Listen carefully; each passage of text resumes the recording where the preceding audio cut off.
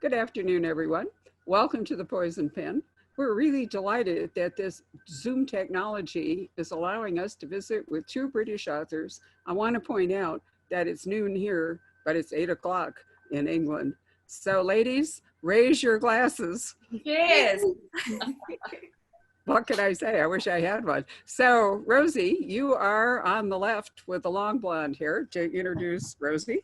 Um, she's the author of Ghosted, which published in 2018 and is a major bestseller. And I was interested, Rosie, when I looked at it today, how many languages has been translated into? 35 in total. Wow. I know. I was not expecting that. It remains quite a shock, actually. So this was your debut novel, do I have it right? You do?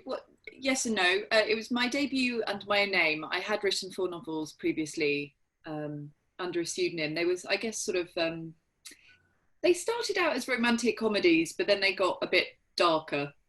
And then this one was Ghosted was meant to be under that same pseudonym, but after I started writing it, just something completely different came out. So it's my first book under my own name. So certainly the first book that anyone in the States would have read of mine. Well, when I looked it up today, I did notice that actually that's the same career arc that authors here like Tess Gerritsen have traveled, where they started writing romance for Harlequin and then their dark side took over and here they are. So Claire, it's so nice to see you again. You came to visit us with your first novel, which was, do I remember right, back in 2016 with I Let You Go? It was, yeah. I toured in really early 2017 because I had a really odd experience of going to some incredibly cold places and then coming down to see you. And so I had a huge suitcase with clothes for all possible climates. So yeah, January 2017, and we talked about I Let You Go, which was doing very well both sides of the pond, and then we talked a little bit about I See You, which was just about to come out. So I think your audience had some early copies that we handed out. I think we did. We had advanced reading copies and we did a tea here in the bookstore in the afternoon. Was this on your way to the American Library Association? You were here for some purpose. I was, where was I? Do you know what? I was visiting lots of different places. I did go to the American Librarian Association, but I went this last year to Seattle. So I think 2017 was just a US tour, and I went all over the place, and I went to Canada, and what's lovely is that a lot of the readers that I met there are still with me, and I talk to them on Facebook and they follow me on Instagram, and they're part of my book club, and that's all really great. So I've made some really great connections. That's lovely. I felt really badly that an author, Stephanie Roble, I don't know if you run across her book in this country. I'm trying to remember, it was called something Lovely Rose Gold or something. But anyway, her tour was canceled just as she was about to come here. And I feel so sad for her, to have had your first novel out and then it blows up like that. At least you had some traction, both of you. So it's absolutely. I mean, Rosie, you've done lots of traveling as well, haven't you, with this book? Yeah, quite a lot. But, again, luckily for me, as Barbara said, it came out significantly far away enough for me to not really have been affected by this. But I'm a member of various sort of WhatsApp groups and Facebook groups of other writers, and I know so many people who are being published at the moment, who are just despairing because, it's certainly in the UK, people can't buy books, from bookstores at the moment. And it's, any kind of publicity tools or anything that people had planned have just sort of disappeared into thin air. So I think it's a difficult time, but I also think people still just really love reading, and, all of your online events that you're doing, Barbara, they're clearly really popular. People still want to read. They just, it's just harder to get hold of physical books at the moment. It is harder. Yeah. No, go ahead.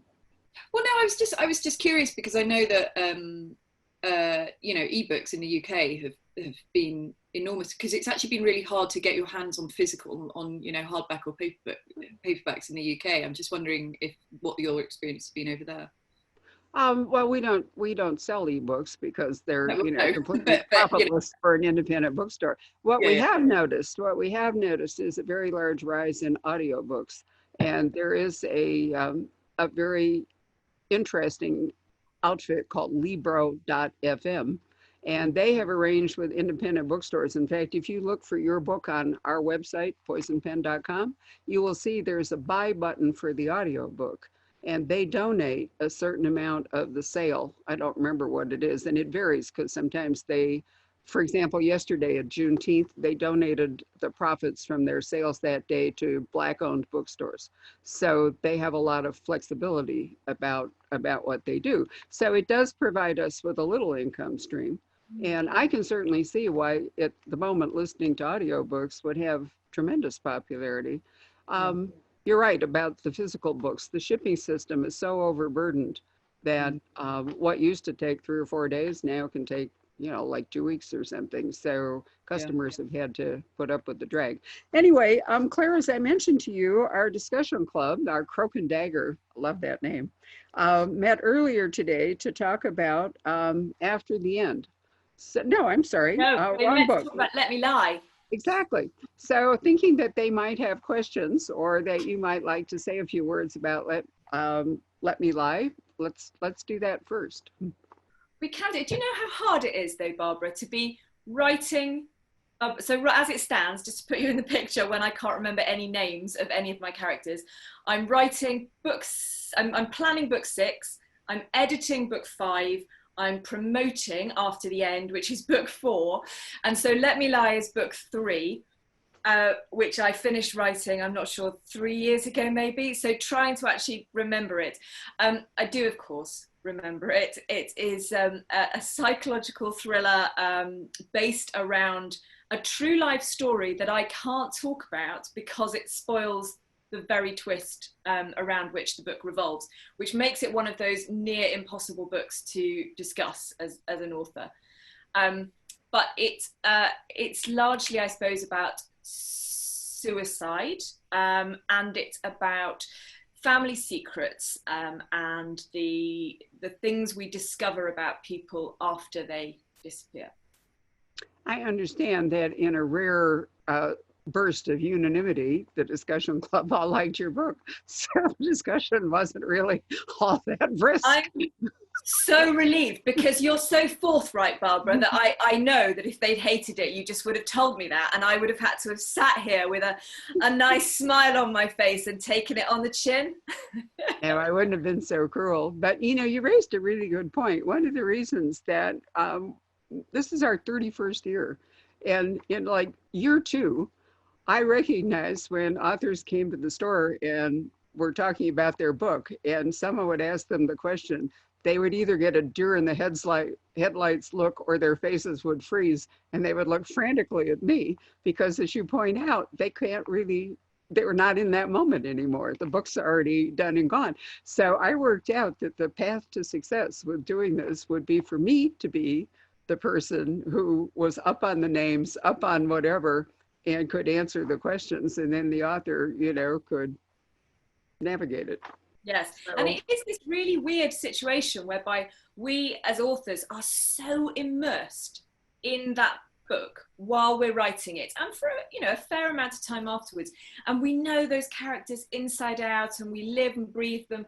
Probably, we probably spend more time with them than we do with our family, and yet it's a bit like breaking up with someone, and then you move on to the next best thing. It's like that meme where you're looking over your shoulder at the young woman walking behind. You're immediately your affections turn to the next book, and yeah, the guy before is just history. that's probably one of the pulls of writing series for authors, and it's certainly a big pull for readers, is that while you exit the story, you don't exit the lives of the characters. My experience is, ladies, that when someone dies, the readers, they never say, oh, too bad about Mary. What they say is, I'm really going to miss. It's the characters, that because they don't really know you. They know your books, they know the characters, they don't know you particularly. But we've had, when Sue Grafton died, I can't tell you the absolute deluge of people who were desperate to talk about Kinsey and, why there wouldn't be a Z. And I'll say we had all this, it was like they didn't know where to go, to discuss their grief. Yeah. And it was I partly think for Sue, but a lot of it was for Kinsey.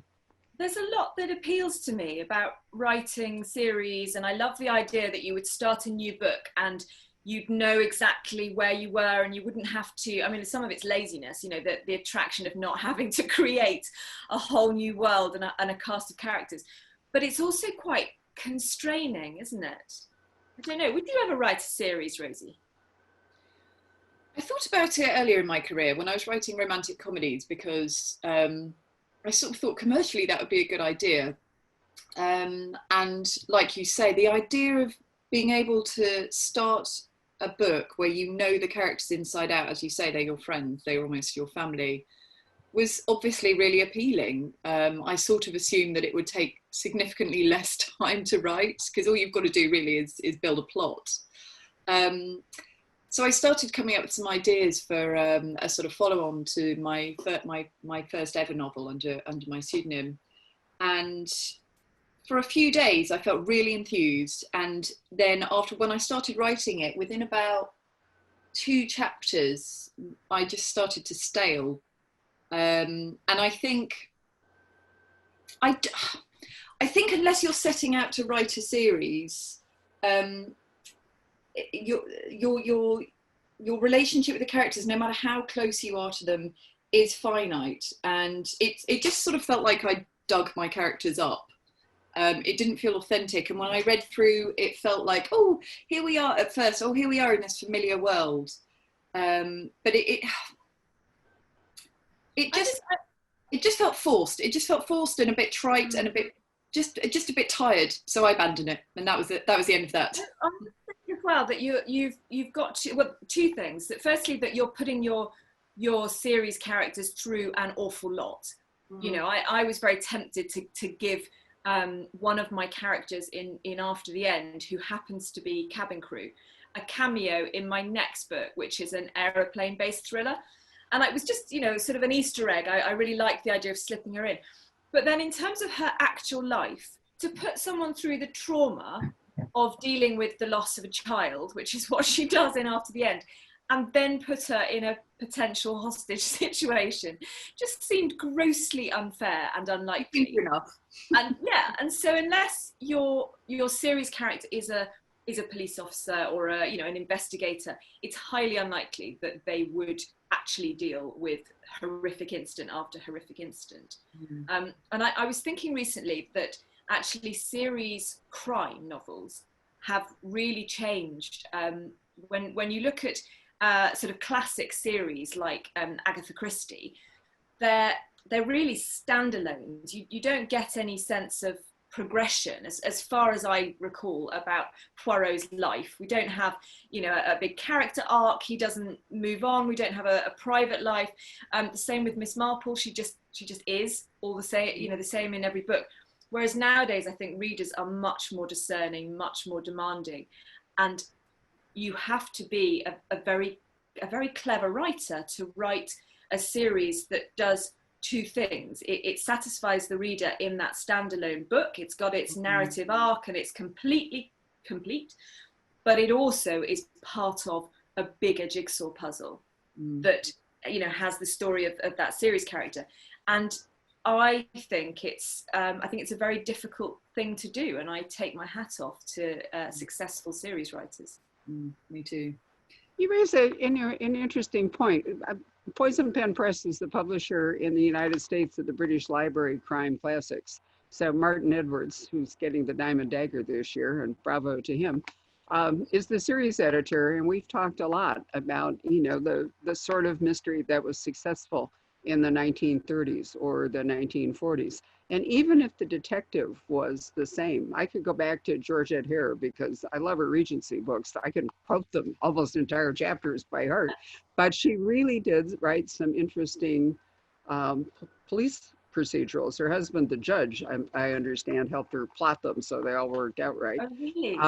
But as you say, and the same thing was true with Travis McGee, let's say John D. MacDonald, or Ross MacDonald with Lou Archer. they would take a case and they would work the case, and then it was over.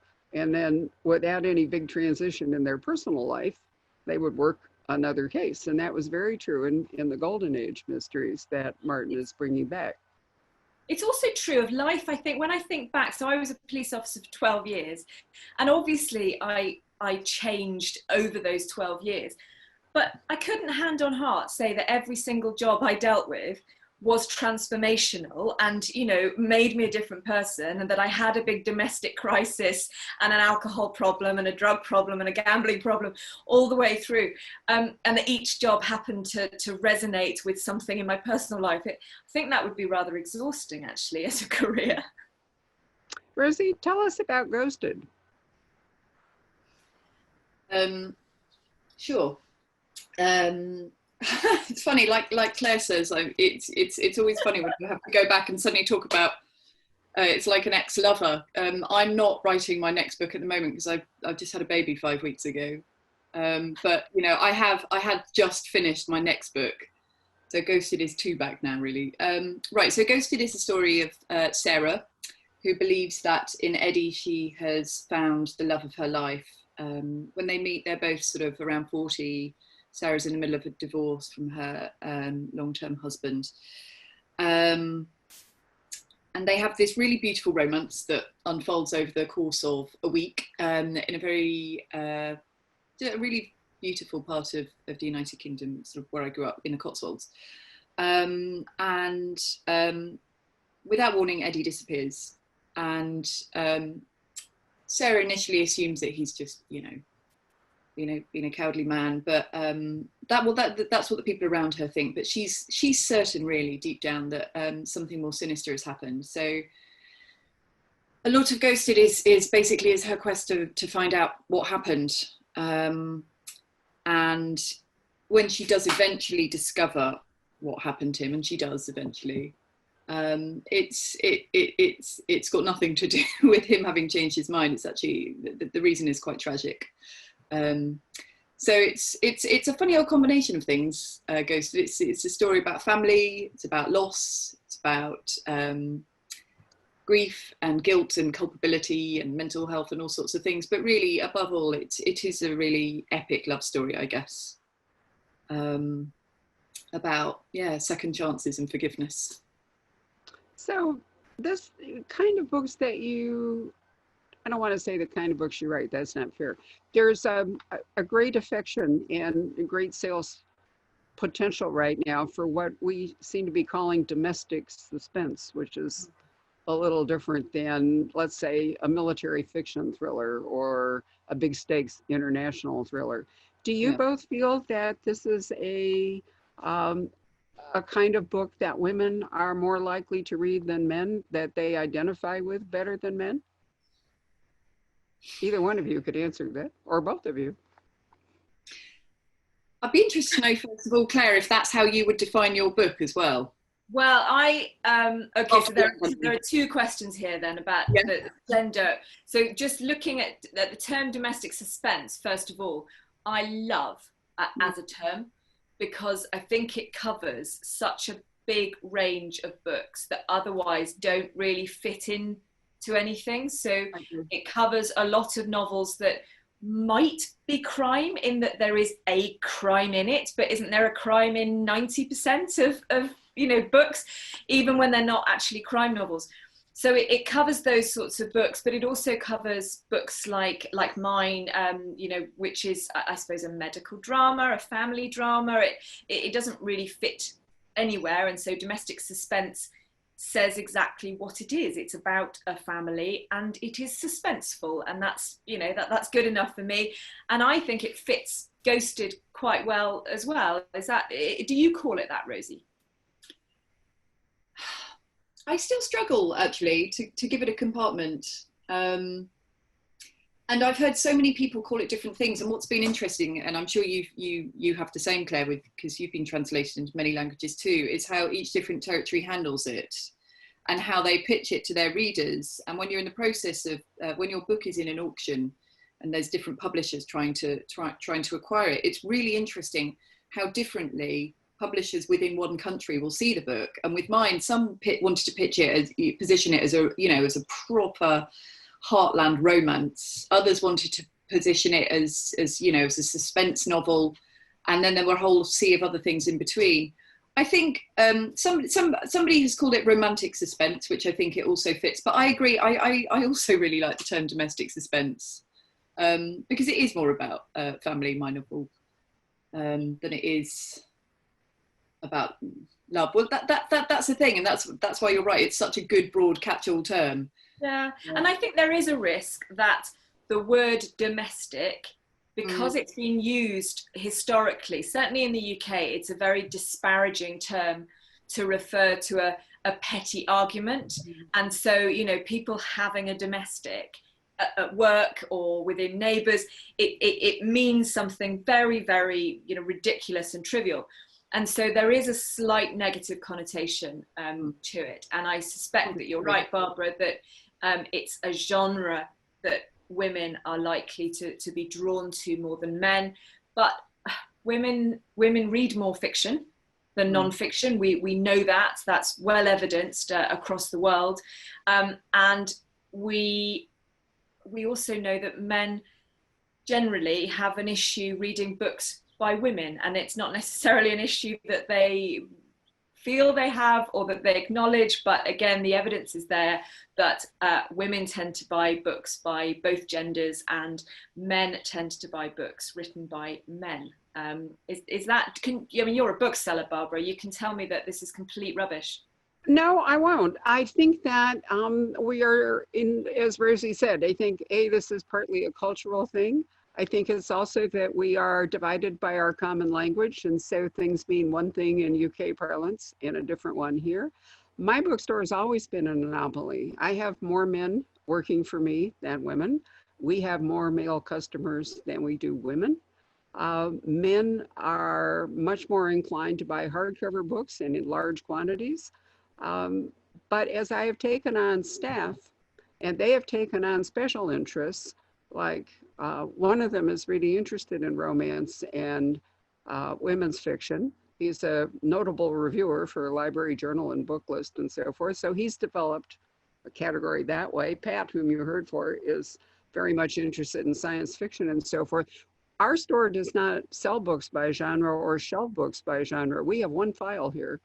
We have one file for fiction, and every book is there by author alphabetically.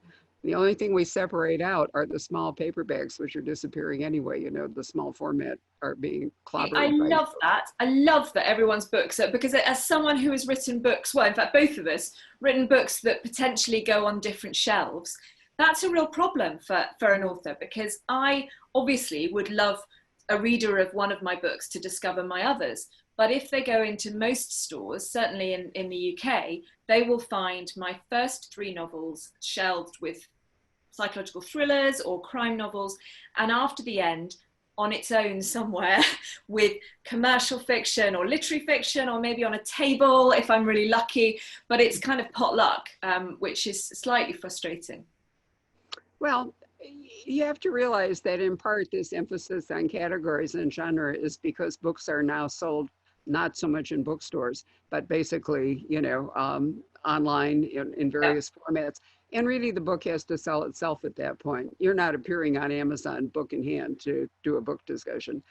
We're interesting in the sense that 70% of our customers have never lived in Arizona, and 20% of that 70% are international. We ship books out of the US every day. We have actually a large UK customer base, and sometimes, I love it, we end up sending books signed by British authors that come to us from London back across to UK customers who haven't figured out how to find them. So for us, you know, if you look at our website, if you look at, I write literally tens of thousands of words a week sometimes in terms of promotion. We are now doing Zoom events. We just opened an IGVT account, and you can go and watch me talk to Ian Rankin, for example, now for 45 minutes on Instagram, thanks to IGTV. My husband, who's become an audio engineer, is turning all of these into podcasts. So you will have a podcast of this event. in your hands tomorrow. Then they post on Facebook, and we also have a YouTube channel. So in all of that, there would be absolutely no point in trying to label a book, right? No. I mean, none. So as I say, we're so atypical of how books are sold that we can do a lot of things that I think would be difficult in a different environment. I wanted to ask a couple of questions that are going to have nothing to do with your books, but I really thought about it. So Rosie, when I wrote to you, I got back an email saying, "Sorry, I'm on maternity leave. You know, can't contact me." Yeah. And right after that, you may have run across or heard about a debut by Anna Downs, who is an Australian author who has a book coming out called The Safe Place, which is very much the same kind of book we're just talking about today. And I'm doing an event with her on July 20th, which I will come back to. But anyway, when I wrote to a person, I'm trying to remember, Candace Fox, another Australian author who's been to see us, and I thought she might like to talk to Anna. And I got back the same message. "Sorry, I'm on maternity leave, you know, not accepting anything." Now I have never, ever It's had a that pandemic. no kidding, but I have never had that message from an American author. And as you know, we don't have much of a safety net here for anything. So I wanted to ask you, Rosie, when you're on maternity leave as an author, what does that actually mean? It means I'm not writing. I mean, in the immediate term, that out of office autoresponder is just to give myself a bit of time, just for the few weeks around birth. Just because I think also because, you know, I'm in touch with people all over the world now professionally for various reasons, and certainly not all of them know. And it's more just to not let people down. But beyond this point, because I probably will turn that off soon, maternity leave for me means really not engaging with my book at all, actually. And I often hear authors talking about how when they're not working, they're still ticking things over in their head with their plot. And I don't do that. And I sometimes wonder if this is a sort of creative flaw in me, that even though writing is a creative job, I do very much see it as a job and as my career. And I find that 95% of the time, if I switch off from it when I'm not at my desk, the time that I do spend at my desk is way more productive. And that translates into the way that I write as well. I wrote in a very structured, very boundaried way. Some would say rigid. And all distractions are cleared. Because when I first started out, I would just sort of sit there and write for hours, and it would be chaotic. And I wouldn't actually, in terms of word count or just, you know, general editorial progress, I wouldn't get very far. And when I started writing in a more structured way, in short blocks of time, with no phone, with the internet off, I found that I was spending a lot less time writing whilst being more productive. And so for me, that extends to my life, you know, beyond my desk too. If I'm not at my desk, I tend not to think about work. And actually, I often will shut down thoughts about work when I'm not at my desk. And when I first started doing that, I was afraid that, that I would forget it and that I should sort of carry around a notebook. But there was something my agent once said about how writers need to be able to trust themselves, and that we don't need, if we think of some beautiful, piece of imagery or something, we don't need to write that down. She really believes that writers should trust themselves to always have that imagination. And even if that particular piece of imagery never returns to us, that there will be another one. So that's what I do these days. And so that very much has extended to my maternity leave. It means I'll be spending 6 months just being a mum, and not being a mum who's sort of like got a notebook, and sort of writing things in her phone and taking a million phone calls and so on. I did do that a little bit with my first child as well, and I sort of regret it a bit. I wish I'd stayed in that bubble a little bit longer. So this time I was absolutely determined to really be a mum. And obviously with the lockdown that most of the world is in, it's that's been really intensified. I'm having a completely different experience of motherhood this time, because I'm not in any way engaged with the next book, and I'm not really engaged with the world at all. Claire, what did you do? First time to see people in a while. You have children, if I remember right. Yeah, I do, but I was a police officer when I had children, so I haven't had that experience. I think I would find it very difficult to take maternity leave as a writer. Although I do have a similar approach to my job that Rosie has, in that it is a job. And so my, people always want to know, what's your routine? What does your day look like? And when I say, well, I sort of start about 9 o'clock and I sort of finish about 5 o'clock and I'm in my office writing, I think they're always quite disappointed, because I take weekends off, and I take evenings off, and that's just what it doesn't always work out that way. Sometimes if I'm close to a deadline, I find I've got to work later, just like anyone working in an office occasionally has to do a bit of overtime. But I have a complete separation between work and home, and so I won't in general come into I will make a big point of tidying my office on a Friday and writing my list for Monday, because I do need to get things out of my head, and so I'll write what I've got to do on Monday, and then I will close the door and not come in again. It is my office. So yeah, but I think a prolonged period of time, like taking 6 months maternity leave, I'd probably struggle with. I struggle with holidays. We went to the States last year for a month with the family. So we went down the Pacific Highway and then across to the East Coast. And I was fine for 2 weeks, loved not writing. I did have a notebook actually, which is unusual because I don't, very much like Rosie, I think if an idea is good, it's going to stick around. But a month, I didn't want to take a laptop with me or an iPad or any electronic gadget at all. So it was out of office on. So I had a great big notebook with different sorts of categories of things that I might want to brainstorm while I was away. And actually it was the most creative month I've ever had. And I was just full of ideas, ideas for marketing and PR, or for something to do on my website, or a blog post, or a short story, just so many ideas. It felt like it was exploding out of me. And I remember saying to my husband, I've got to try and capture this somehow when I'm at home, because I can't always go off to America for a month. But what I did find was that by about 2.5 weeks, maybe 3 weeks, I needed to write. I wanted everyone to go away. I wanted my family to go away, and I wanted to be back in my office, and I wanted to write. So I think for me, it's got a shelf life, that time off, and then I need to be back.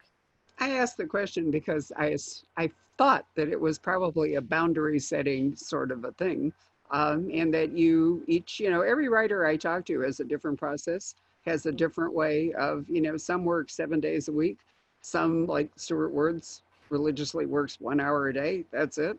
Other people, yeah, I'm serious. I've talked to 1,000 authors at least over 30 years, and no one does it the same way. So I thought, Rosie, that it probably was your way of, as you say, creating boundaries or a bubble where you could be a mom. But it just, you don't, from the outside, a reader wouldn't think that a writer would ever go on leave. So it was it's weird, interesting phrase.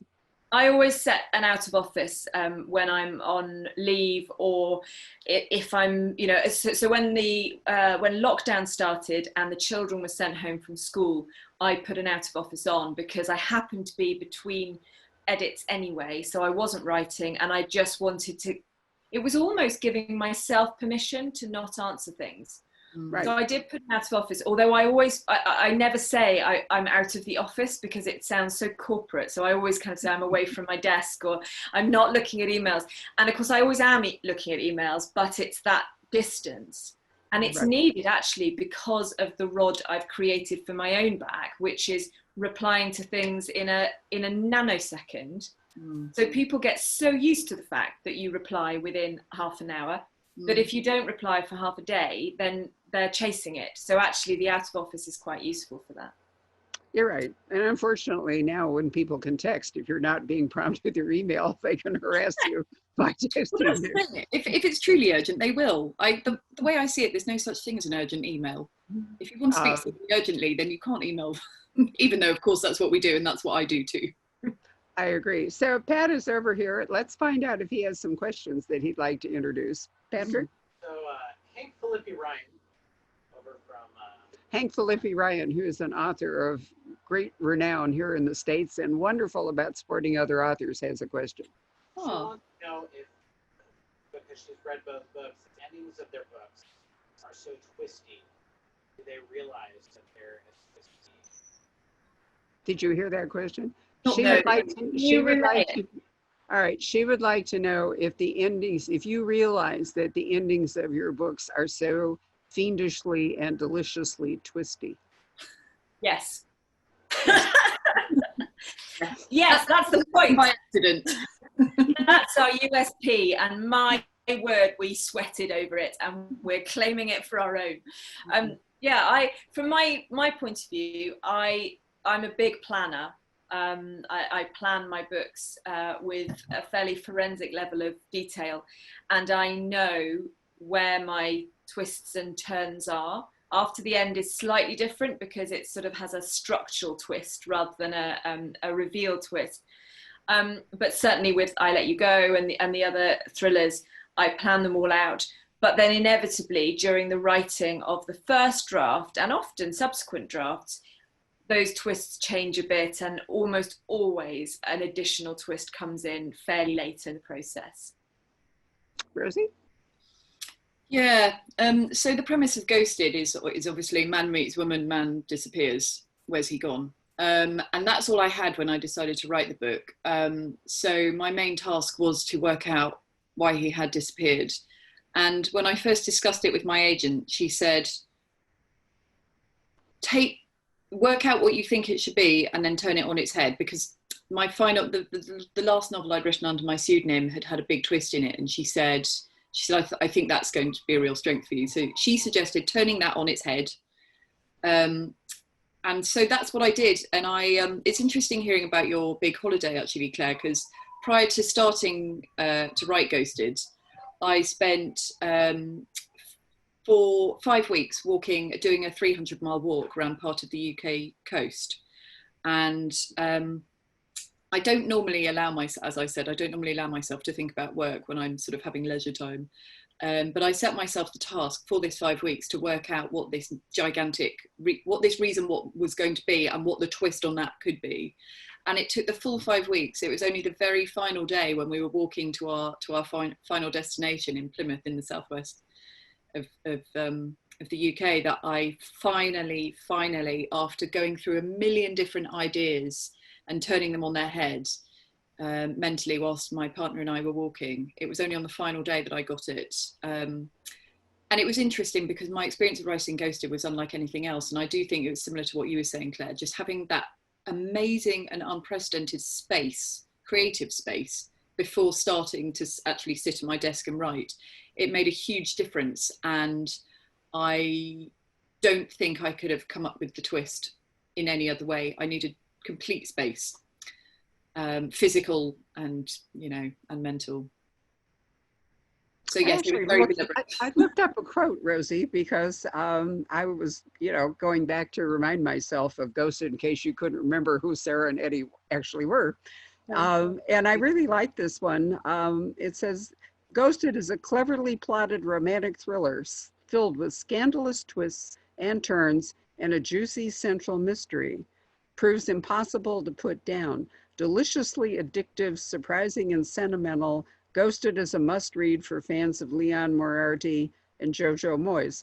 And that's another thing that I think is trending a lot, is to pair you up or put you, with other authors, as we are actually doing at this very moment, in a way to say, if you're a fan of this author, then you might want to read this other author. I have spent years trying to get publishers to let me have more than one author for an event. I mean, years it took me to say that it's better if we have 2 or 3 or 5. Nobody has ever come to one of our events, let's say, who did I have here? Was it Connolly and Rankin, let's say, whatever it is. Nobody ever showed up for Michael Connolly and then chose to buy an Ian Rankin book instead.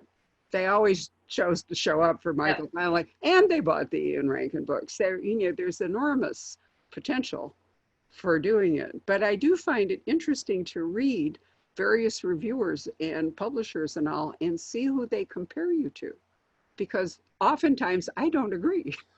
No, I with don't. who that is. Right. How have you found that, Claire? Do you get compared to many people? Yeah, I do. It's the kind of it's the personal equivalent of the online algorithm, isn't it? Yeah, exactly. It's those sort of literary cookies, I suppose. We know that you like Jojo Moyes, so we'll recommend this.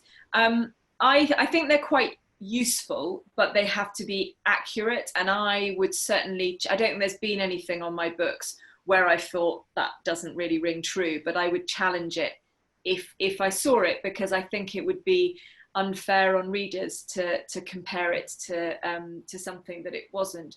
But I do think they're useful, and I find them useful as a reader. I'm trying to think. I can't think off the top of my head whether After the End was compared to anything. I can compare it. Oh, you can tell me. Okay. I can. I actually can, because I will tell you that in many ways, this book, in its central issues, it's Jodi Picoult's book, My Sister's Keeper, that she wrote in 2004. And so if I were selling your book to a brand new person, that's what I would say. If you liked Jodi's, and her books are all different. So it isn't, I wouldn't make her a blanket comparison. I would be specific that it was My Sister's Keeper, where the real issue is, what does a child owe parents, and what do parents owe a child when you have a life-threatening, life-ending situation. Well, I tell you what, Barbara, that works for me. So if you want to carry on hand selling that like that, then you crack on. Yeah. Any other questions over here? Who are each of the authors, who are their literary mentors? Do you each have a literary mentor that you would feel comfortable naming? Apart from Rosie? Mine really vary, actually. It depends. So I quite often talk about the fact that Sophie Hannah was a huge inspiration when I started writing, because when I wrote I Let You Go, sort of as I was starting to write it, I knew that I didn't want to write a police procedural, even though I was a police officer, or newly retired police officer. But I wasn't really sure where it fitted. And then I started reading Sophie Hannah's books and realized that she meshed together police procedure and domestic suspense, I guess, for want of a better genre. And that's precisely what I wanted to do. So that was a real revelation. So she has been quite inspirational. Jodi Picoult has always been a big literary heroine of mine, for lots of reasons. That the storytelling and the unafraid tackling of issues, and the level of research, which is just phenomenal. And I love to hear her speak. I think she's she's kind of the full package. So yeah, she's probably my number one. How about you, Rosie? Well, if we're thinking about actual mentors, which I think was what the question was, I don't have one, but I do have a writing partner, which is something that I decided I needed about 4 years ago. And I'm sure Claire and anyone who has become a writer, having previously had a career, where they're expected to be in a certain place at a certain time every day, rather than this sort of free-for-all when you can just turn up at your desk as and when you fancy, even though actually I think Claire and I both agree that we don't do it that way. Like any author who's come from that, I at first just thought it was the most tremendous thing ever, and could not believe my freedom. I took off to Argentina and spent nearly 2 years backpacking and writing novels, because why not? Why would you not? But after I'd been back in the UK for a while, I realised that I wasn't actually happy with writing anymore. And actually, Claire, I doubt you'll remember this, but the very first time we met at that conference, I remember saying to you, I don't actually like writing anymore. And I remember your face just being like, what? I know, but you see, I was right at the start, wasn't I? Yeah. I was kind of riding this great big high of I Let You Go being a huge success. I don't even think I'd had the disappointment of the difficult second novel, which I ended up throwing away and then starting again. So I think I was just in that new bubble. And I mean, yeah, I remember. Even if you weren't, it would be fantastic. But I knew that I wasn't happy writing anymore. And so in the end, I sort of conducted this forensic analysis on my work life and, you know, tried to work out what wasn't going well for me, because, you know, my books were selling well. You know, I had a really great relationship with my publisher and agent. And I finally realized it was the solitude. And I don't just mean the physical solitude of being in a room by yourself all day, although that is difficult because, you know, like Claire, I had a career that was very busy and involved loads of people and, you know, a lot of time pressure and so on. I realized that it was specifically the lack of feedback. And I think there are a few jobs in the world where you don't really get feedback whilst you're working.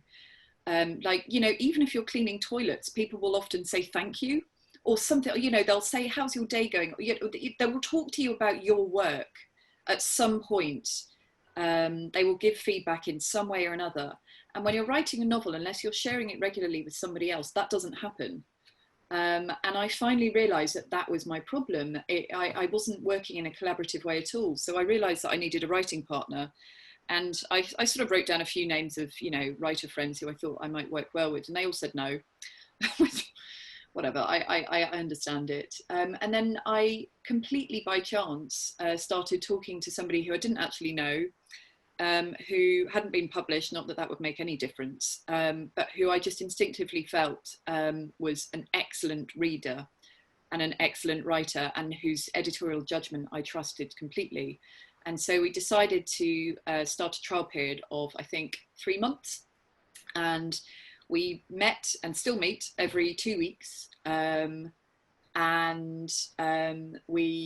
email each other whatever part of our manuscript needs looking at about 4 or 5 days in advance. And then we spend up to an hour each talking about the other person's work. And it's a huge time commitment when you're busy anyway, but actually I find that it's like, you know, it's like the way I work. Even though it feels like my output should be reduced by committing to this, it's increased. That sounds phenomenal. I want to do it. I couldn't live without her. Wow. Yeah. Okay, I'm gonna authors. partner. Yeah, we do know authors here who belong to a writers group or a small circle, you know, where they meet every couple of weeks. But that to me has always sounded a little too much like a committee. I'm allergic to committees. I started going to a writing group and wasn't there for very long, because although they were lovely people and there was some great writing there, I found that people were very reluctant to criticize anyone's work. Sure. And for me, that just doesn't help at all. And in fact, I've just remembered, what happened at that group was there was one woman there who was new to the group. I'd never met her before. I knew a lot of the others, and she criticized my work, and therefore I was able to critique hers. And we both left the group and we carried on sending each other our pieces of work. And we're still very good friends. And actually she is now published as well by Penguin Random House. And so we've both kind of ended up doing what we wanted to do.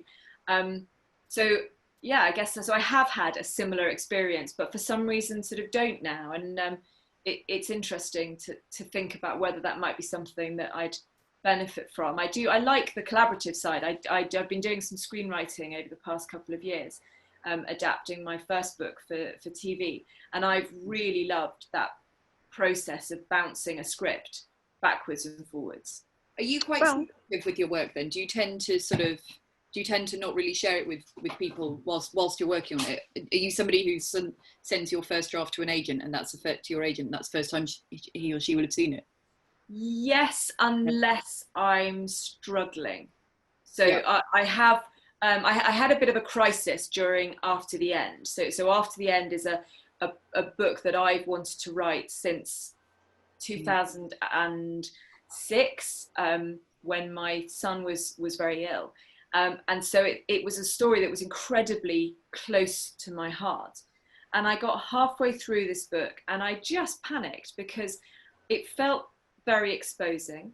And I also worried that this was horribly self-indulgent. And actually, was I writing? So I thought I was writing a book that would resonate with anybody who's ever had to make a critical decision. But at this moment, halfway through the book, I thought, am I doing that, or am I writing a memoir? You know, is this actually a story that only matters to me? And so I just couldn't get past it. I couldn't write anymore. And so I sent it to, my editor was on maternity leave actually. And so I was being looked after by a different editor. I told you it's a pandemic. And so I sent it to my temporary editor and to my agent. And I said, look, I'm going to have to ask you to read the first half of the book because I don't know if I can carry on if you know. And so she read it and we talked about it. We actually talked about it at London Book Fair and chatted it through while there was a great big poster of the book above my head, which was really quite terrifying because the book wasn't written yet. And it was all fine. And I really just needed that sort of confirmation from a commercial eye that said, no, you know, your instincts were right. The reasons why you were writing this story are sound. Just carry on and finish it. So I've done that sort of thing before, but otherwise I write my first draft on my own, and then it's an absolute pile of shit. Yeah. I have to check with Pat because interestingly enough, the phone that is doing this to video tends to heat up and then just kicks us right off Facebook, which is so ugly as an exit. So just a moment while I check and see, are we doing okay or should we? We are. Okay. Is there any other questions? I thought you were going to tell me off for swearing, Barbara.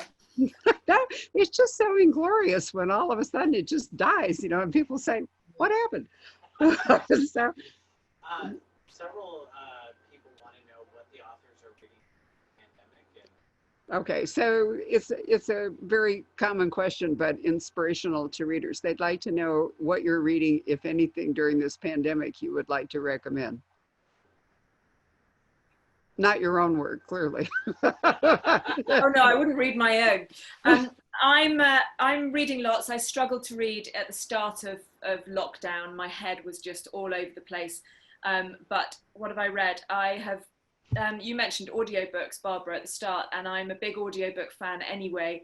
And I've been doing a lot of gardening and listening to audiobooks at the weekends. So I listened to My Dark Vanessa on audiobook, which was absolutely incredible. And in fact, I was weeding and I just sat back on my heels for about 3 chapters because I was completely swept away by this awful, dark, terrible, important story.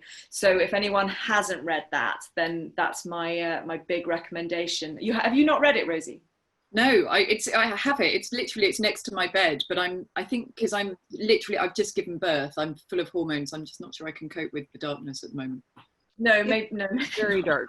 Yeah, I was doing a talk with Lou Burney yesterday about the Hammett Prize. He's last year's winner. And one of my authors, Jane Stanton Hitchcock, just won the Hammett Prize for her book Bluff. So I'm really excited about that. Congratulations.